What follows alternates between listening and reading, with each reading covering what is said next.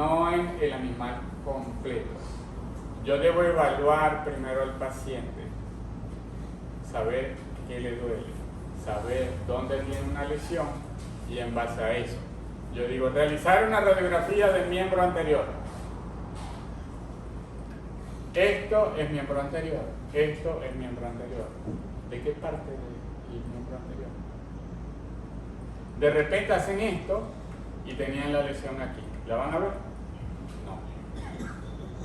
Hacen esto y tenían esta lesión. ¿La ven? No. Entonces, yo cuando hago una orden radiográfica, coloco realizar radiografía del miembro anterior en proyección antero-posterior, en proyección lateral, área de interés, codo, área de interés, radio en su porción distal. Y el rayo radiográfico debe estar centrado en el área que yo estoy diciendo que es el área de interés. De hecho, los que trabajan específicamente en el área dicen que si van a ver húmero, es una radiografía de húmero. Si van a ver una radiografía de radio, es radio. O sea, no es que hay miembro anterior completo. No. Una radiografía para cada hueso. Es lo que se debe hacer. Bien, continuemos porque el contenido es largo.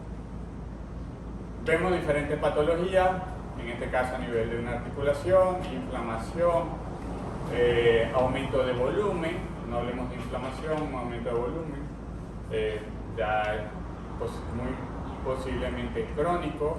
O sea, siempre yo no doy diagnósticos ni doy presupuestos, simplemente con una radiografía hay que evaluar al paciente. Entonces hay que evaluar, palpar, tal, todo lo demás, pero sí se observa un aumento de volumen y una desviación del miembro hacia lateral. En este caso, paciente claudicando, una claudicación grado 4, no apoya absolutamente el miembro y con rotación interna. Muy posiblemente tenga una luxación coxofemoral. Ya simplemente muchas veces con ver cómo está apoyado el paciente, cómo es la pata, uno dice, debe tener una lesión en tal parte. Hablando de fractura, entonces identificamos. Vamos a ir de forma dinámica porque, como les digo, voy a poner imágenes radiográficas en el examen. Área que se está observando. Miembro posterior. Miembro posterior. Hueso afectado. Fémur. La porción posición distal. En su porción distal. ¿Qué está en la porción distal? La ruptura. No, esto es una fractura. Ah, fractura. Cuando es de tejido blando, es que hablamos de rotura. Ok, es una fractura completa, transversa, pero no es lisa. Entonces, como no es lisa, también puedo decir que es aserrada, ok, porque es forma de un serrucho. Vemos que tiene aguda, es transversa porque no es oblicua, ok, y podría decir que es en el tercio posterior o es a mitad de la diáfisis, también podría decir, es aceptable. Desplazada, que es algo que, por ejemplo, en esta radiografía yo no puedo decir que está desplazada porque los dos fragmentos están en contacto, se ven ahí en esa vista.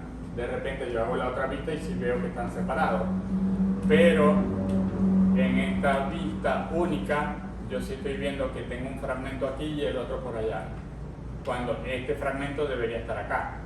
Entonces están desplazados. Bien.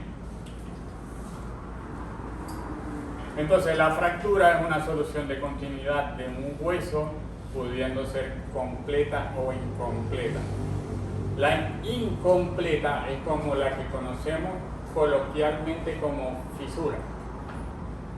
No hay fractura, es una fisura. No, señores, una fisura es una fractura, pero incompleta. ¿Bien? Esta patología siempre va acompañado de lesiones al nivel del tejido blando vecino, del flujo sanguíneo, a veces daños de nervios importantes, por lo que puede afectar la funcionalidad del miembro.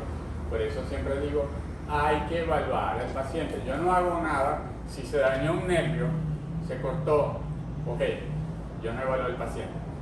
Venga a operar, yo digo, opero. Y que no vaya a quitar la pata que no es, como sucedió con la viejita de estos días, ¿no? Ok.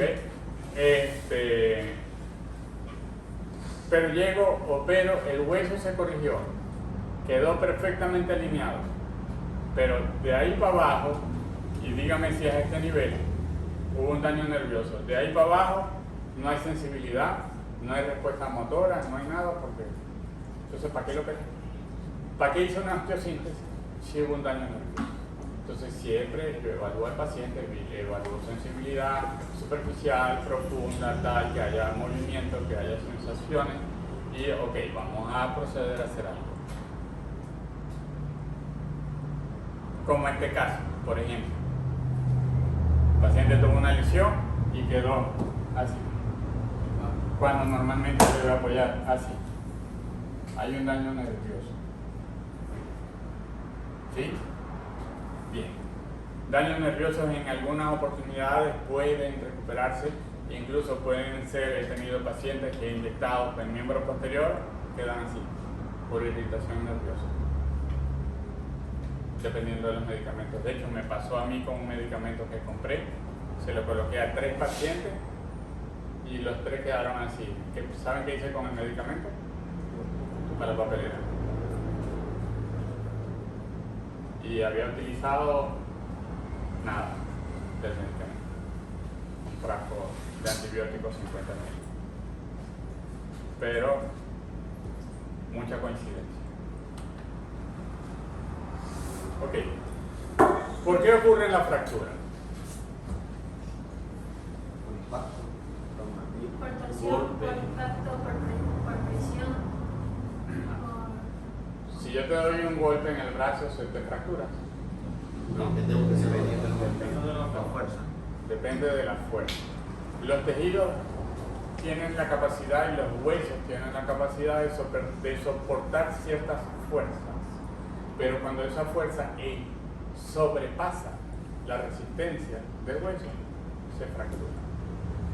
Y la resistencia del hueso va a depender también de la salud de ese hueso, porque no es igual un hueso, por ejemplo, un viejito con osteoporosis que un adolescente de 18 años o en un niño de 6 meses. Y el tipo de fractura será diferente en el de 18, en el de 16 o en el de 90 años. Y si es mujer, pues todavía. La mujer tiene más tendencia a la osteoporosis que el hombre.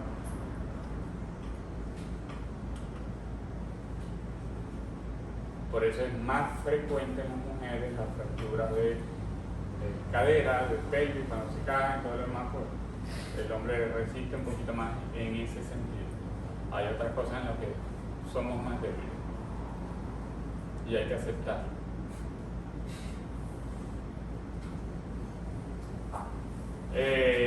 Ok, las causas, los huesos están sometidos constantemente a fuerzas que deben resistir la estructura ósea durante la mecánica de los miembros.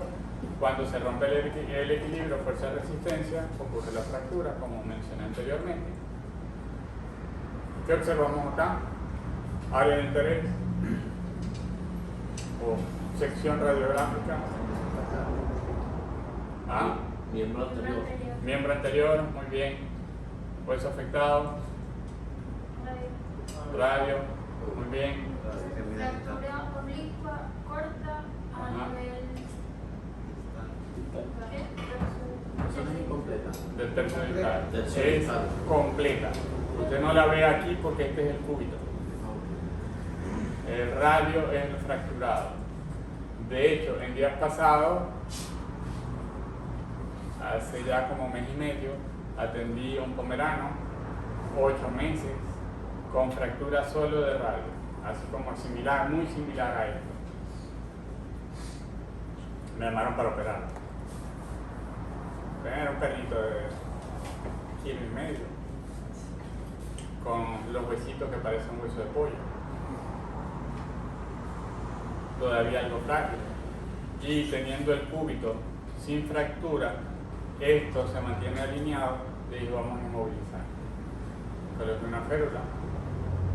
Le dije a la señora que en 3 semanas se lo quitaba. La señora apareció a las 5 semanas. Ya se la quité. Y el perro camina perfectamente. Y el huesito quedó perfectamente alineado. ¿Ok? Porque este hueso está sirviendo de alineación. Si el cúbito se hubiese fracturado, otro cuento. Y más si es oblicua corta, es prácticamente obligatorio, y si es larga también, entrar a cirugía. Cuando la fractura es transversa, hay más posibilidades de reposicionar e inmovilizar.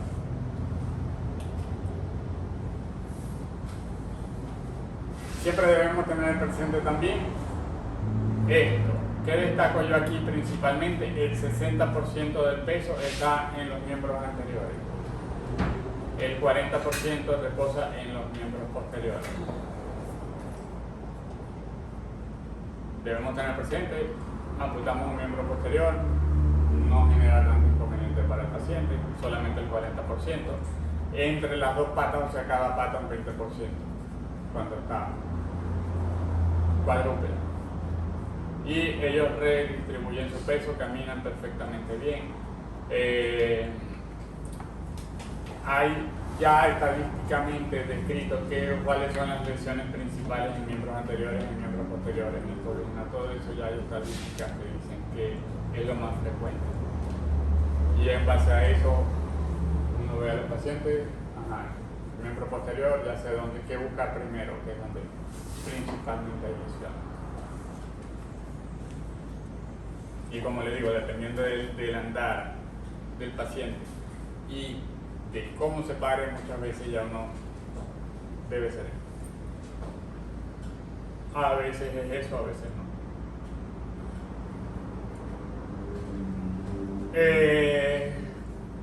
Como conceptos de biomecánica, la mecánica describe las fuerzas dinámicas que actúan sobre estructuras y la biomecánica aplica los principios de la mecánica sobre sistemas biológicos. En este caso, estructural del tejido óseo y fuerzas fisiológicas y no fisiológicas que impactan sobre la dinámica. Fuerza fisiológica, normalmente vamos caminando, los músculos se contraen, aplicamos sobre el piso, esas fuerzas todo el tiempo son fuerzas fisiológicas. Ahora, si yo me caigo o te doy un golpe con un bate, eso no es fisiológico. Si yo me caigo y me golpeo, eso no es fisiológico. ¿Okay? Todo eso tiene que ver, tiene sus estudios. Y dependiendo del tipo de fuerza, también el tipo de fractura es diferente. Y eso también lo vamos a mencionar. Los huesos están sometidos constantemente a casos de fuerzas graduadas, progresivas, y continúan con una orientación determinada que provoca un esfuerzo que, si ese esfuerzo sobrepasa los límites, puede ocasionar deformación o falla de pie. No sé. La estructura ósea posee propiedades como rigidez, que es la capacidad del hueso de evitar deformaciones permanentes, resistencia, capacidad mínima, límite, de la estructura ósea para